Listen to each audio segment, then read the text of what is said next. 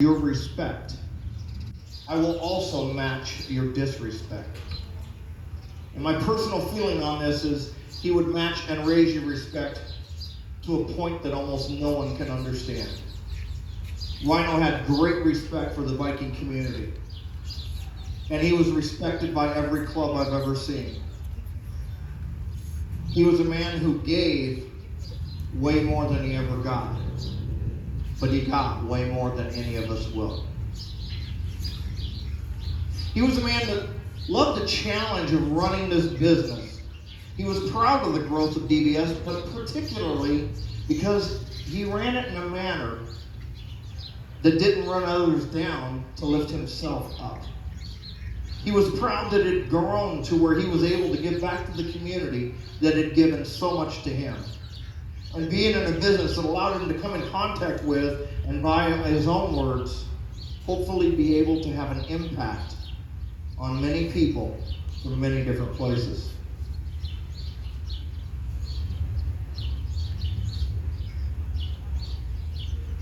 Rhino was defined by his unbounded love for his queen.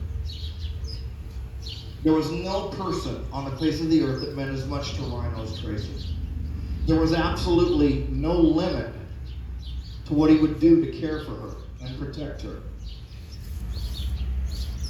When we were in Sturgis last year and he had to fly home, I made a promise to him that I would, at the cost of my own life, bring her home safe to him. And that was the only condition that allowed him to come home without her. I can't begin to tell you how many times he would tell me how proud he was of her. Whether it was that she would work full-time flying, come home, change gear, put the vest on, and work alongside him with the business. How she was making good decisions and showing respect to the business. How much he loved her compassion for her kids and grandkids. If you wanted to find out just how soft a Rhino could be, all you had to do was mention the word Tracy, and he would let you know.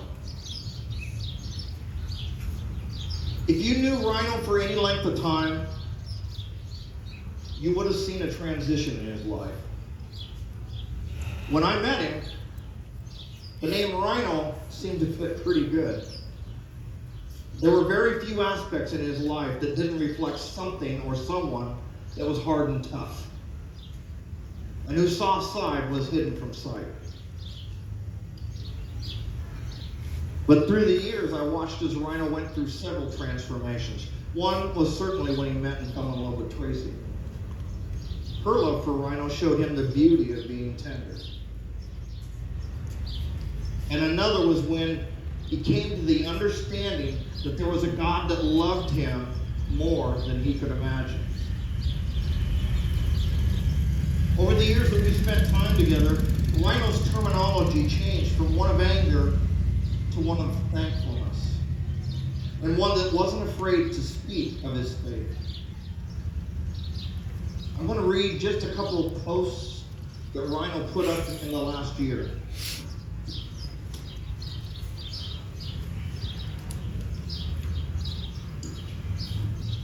So I'm sitting here and thinking what I'm grateful for.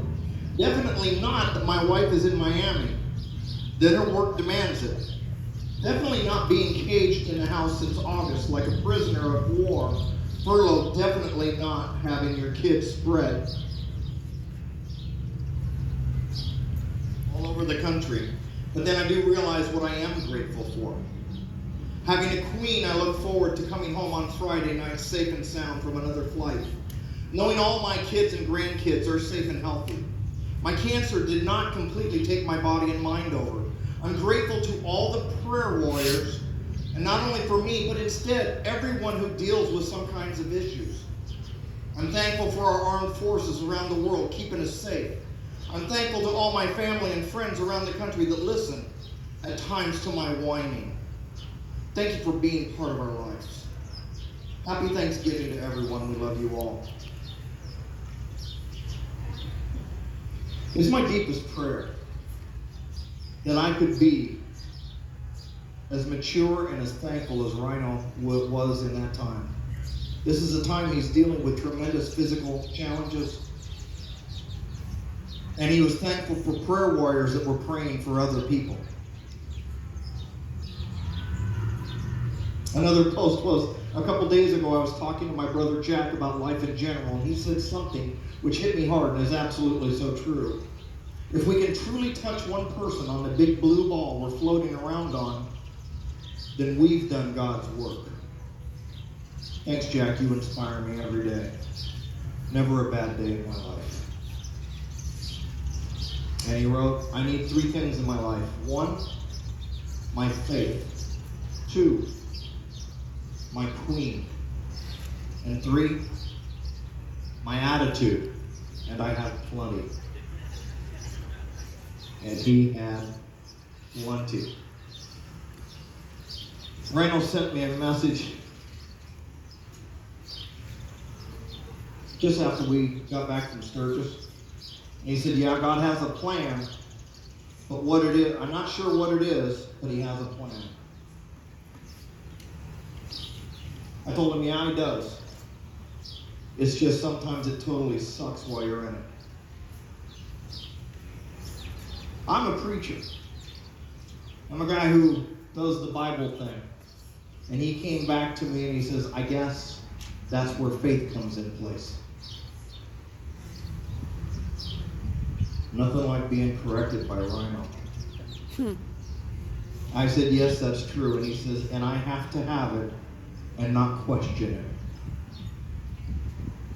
Rhino wasn't ready to go out and start a church, but his faith in God and Christ had become a huge part of his life in the last several years. And I can tell you that it means more to me personally than anything else, because it means that I will, at some point in time, be able to spend time with my brother again, share time with him, and go riding those golden highways together. I'm thankful for the time I got to spend with my friend Rhino. I'm going to read a quick passage. Ecclesiastes says, and this is actually where the great worship team, the Birds, got their song. There is a time for everything, and in everything, a season for every activity under the heavens.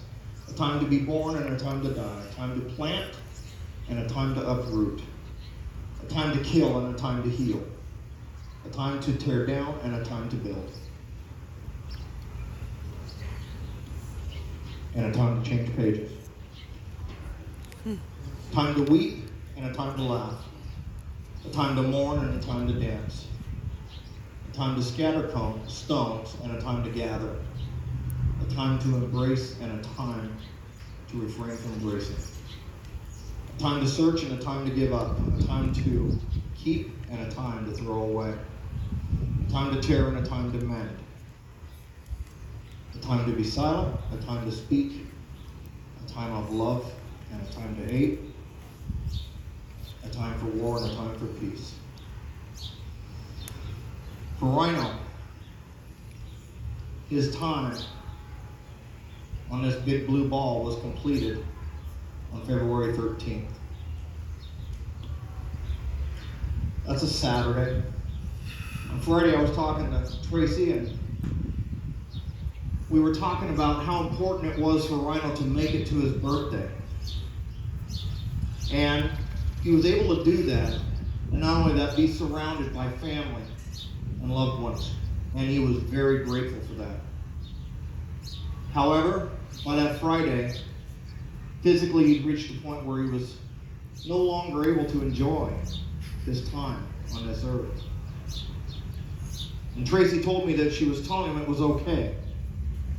They made it 11 days past his birthday. So all I could say was, so in other words, you told him he made it past his expiration date? He's a gallon of milk now?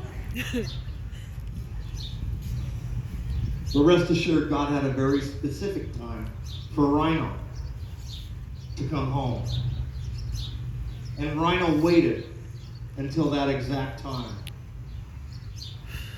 God called Rhino home on Saturday night, the 13th. Just down the street at Toro's house was a meeting, a club meeting. And there just happened to be some bikes there at that time. So we were able to give him a biker send-off and a biker salute as he left the house and the neighborhood for his final time.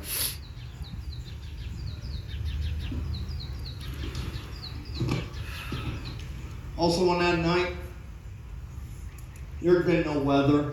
There had been nothing going on.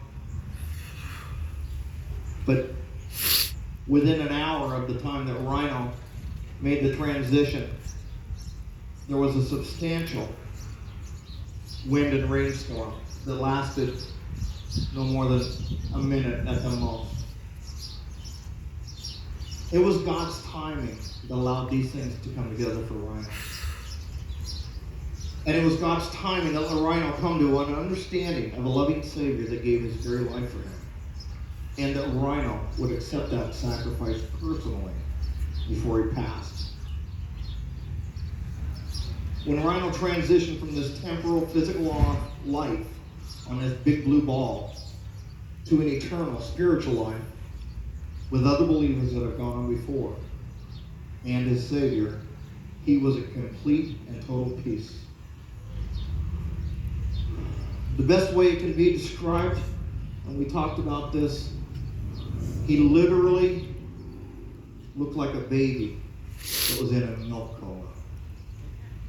Absolutely peaceful, loved, and full. I'm grateful to have known my friend for the years that we did, but I'm even more grateful to have been able to know that he is in the presence of a loving Savior today. Not because I'm a preacher and it's my job to talk him into heaven. Not that, regardless of how close a friend he was, that he was good enough to make it. Because no one is. But simply and strictly because Rhino had developed a relationship with Jesus Christ. And in the final years of his life, and because of that relationship, he can and could be called a child of the Most High King.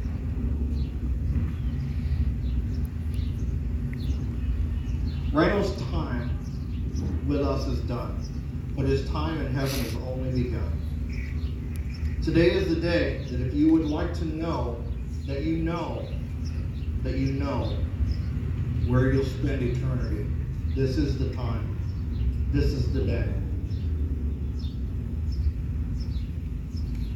We don't know when we leave this parking lot if an idiot's going to turn left in front of us, run a stop sign, do whatever, and this could be our last day.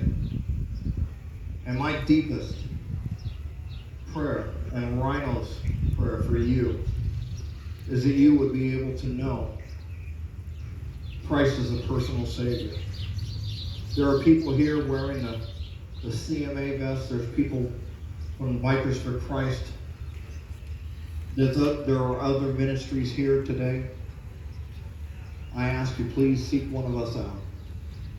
Let us show you how you can be totally assured that your life will go on forever in the kingdom of heaven. And that you, along with me, get to ride with Rhino again someday. I can only imagine how loud Sharona's going to be up there. We need help.